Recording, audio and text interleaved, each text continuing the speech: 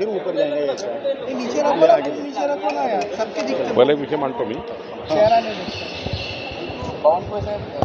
पहले एक विषय मांडतो हे काय चालू आहे? काय रे काम नीचे करो ना.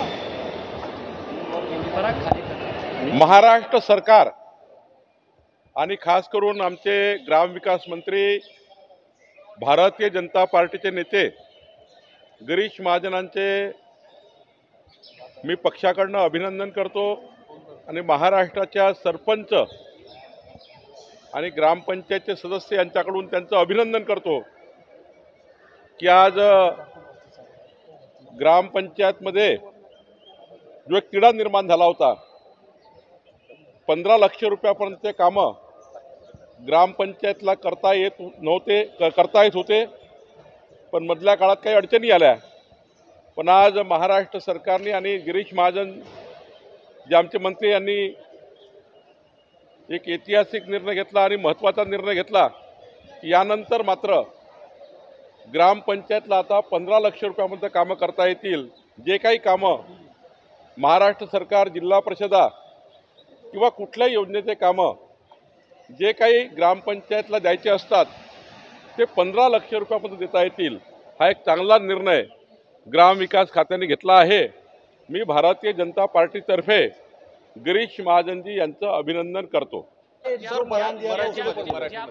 ज्या पद्धतीने हे अजितदादांनी तक्रार केली बोललं जातं आणि अनिल बोंडेंचं वक्तव्य आपण कसं पाहता महायुतीचे समन्वयासाठी? नाही, अजितदादाची तक्रार जी आहे ती कुठली आहे मला माहिती नाही, पण माझं स्पष्ट मत आहे की अनिल बोंडेंनी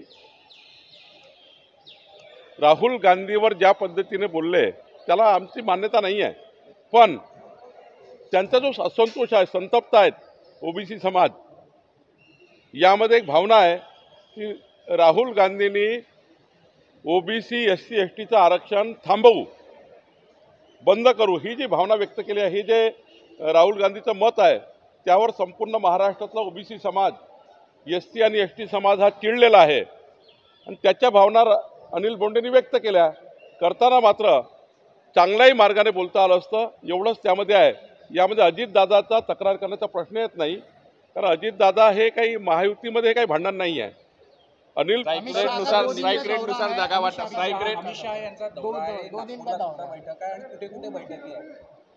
24 तारखेला माननीय अमित भाई विदर्भाची बैठक नागपूरला घेणार आहेत.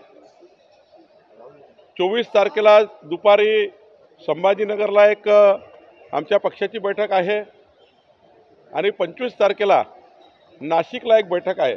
उत्तर महाराष्ट्र, एक पश्चिम महाराष्ट्राची कोल्हापूरला प्रस्तावित आहे, पण अजून ते अंतिम झाली नाही. त्यामुळे मला असं वाटतं की 24 आणि 25चा अमित भाईचा दौरा या महाराष्ट्राचा भारतीय जनता पार्टीच्या कार्यकर्त्यांसोबत संवाद असा दौरा आहे.